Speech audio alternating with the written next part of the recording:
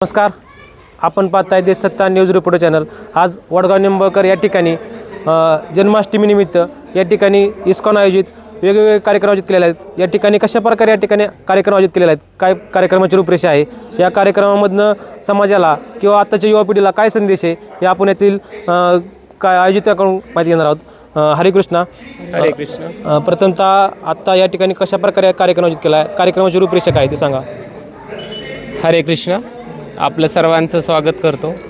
आज आपण वडगावमध्ये श्रीकृष्ण जन्माष्टमी महामहोत्सव साजरा करीत आहोत।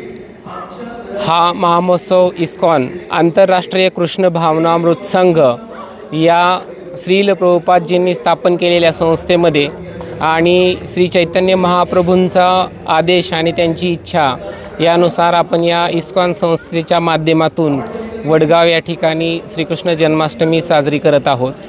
संध्याकाळी 6 वाजल्यापासून भक्त या ठिकाणी सेवा करत आहेत। त्यानंतर संध्याकाळी सुरुवातीला भगवंतांचं हरिनाम संकीर्तन घेण्यात आलं।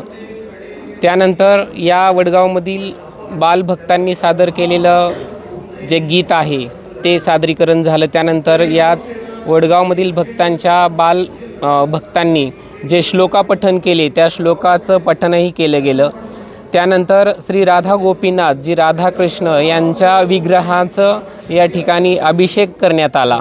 या अभिषेकासाठी वडगाव बारामती या मंदिराचे अध्यक्ष श्रीमान नंददुलाल प्रभूजी आणि त्यांच्याबरोबर श्रीमान अखिल बंधू प्रभूजी हेही या अभिषेकासाठी उपस्थित होते।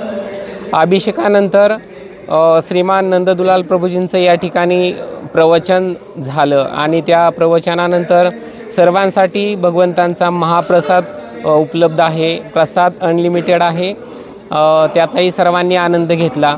या पद्धतीने आम्ही या इस्कॉनच्या माध्यमातून या वडगावमध्ये लहान मुलांवरती कसे संस्कार होतील आणि आजच्या काळामध्ये जी पिढी भरकटत चाललेली आहे, आपण हिंदू म्हणून जगतोय आणि ते जे संस्कार कमी होत चाललेले आहेत, तर ते संस्कार त्यांना कसे मिळतील आणि आपल्या हिंदूंसाठी जी श्रीमद भगवद्गीता जे आपल्या जीवनाचं ज्ञान आहे, आपल्या आयुष्यामध्ये पडणाऱ्या प्रत्येक प्रश्नाचं उत्तर ज्या श्रीमद भगवद्गीतेमध्ये भगवंतांनी दिलेलं आहे, तर त्याचंही आपण वाचन करून श्रीमद भागवतमचं भगवद्गीतेचे प्रवचन ऐकून आपण आपल्यामध्ये आपले संस्कार टिकून ठेवू शकतो आणि पुढच्या पिढीलाही आपण हे संस्कार देऊ शकतो। तर या पद्धतीने आपण वयोवृद्धांसाठी सुद्धा इस्कॉन हे कार्यक्रम घेत असतात।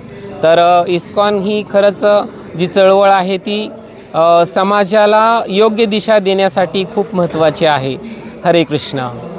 या ठिकाणी तुम्ही काय सांगाल, आजची युवा पिढी सोशल मीडियाच्या विळख्यात गुंतलेली आहे किंवा भरकटलेली आहे, त्या युवा पिढीने आध्यात्मिक या म्हणजे आलं पाहिजे, कशा प्रकारे आलं पाहिजे, किंवा तुम्ही आत्ता वडगावमध्ये कोणते कार्यक्रम आयोजित करता, मासिक असेल किंवा आठवड्याला कोणते कार्यक्रम करता पाहिजे?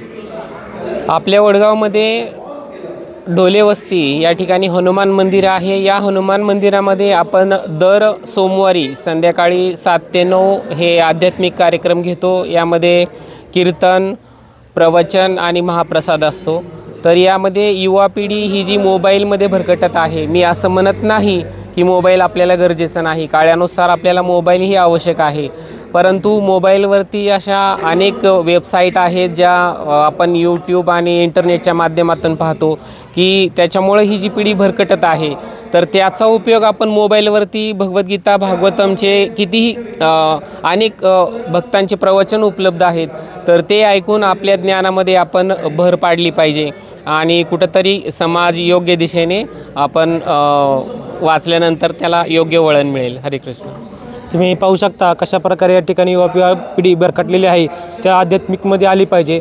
या ठिकाणी सोशल मीडियाचा वापर करताना असताना काळजीपूर्वक वापर करून आध्यात्मिकचं वाचन केलं पाहिजे किंवा पाहणं केलं पाहिजे, या ठिकाणी सांगितलं आहे।